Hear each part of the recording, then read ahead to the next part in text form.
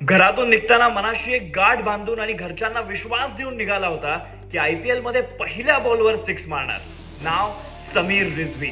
आणि सीएसके कडून खेळताना पहिल्या बॉलवर राशिद खान सारख्या बॉलरला सिक्स मारून ते त्यांनी सिद्ध देखील केलं. आज दिल्ली कॅपिटल्स कडून खेळताना 26 वर 4 आउट होते, तिथे येऊन ती प्रगल्भता दाखवली, मॅच्युअर इनिंग खेळली, मॅच जिंकवली, हे सगळं मान्य आहे.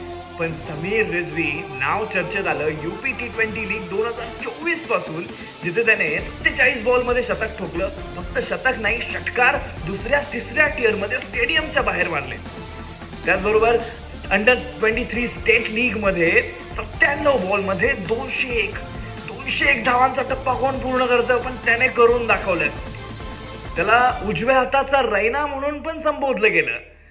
समीर रिझवी नाव काढलं पोरानं. आज टीमने विश्वास दाखवला. मागच्या सीझन मध्ये सीएसकेने विश्वास दाखवला होता, 8 करोड रुपये दिले होते, पण खेळण्याची संधी नाही मिळाली. 95 लाख, जवळपास 7 करोडचं नुकसान. पण या वेळेला जी संधी मिळाली आहे त्याचं सोनं करून दाखवलंय. कोच हेमंत बदाने म्हटले जा, स्टम्पच्या आधी रिझवीला पाठवलं आणि रिझवीने त्याचं सोनं केलं.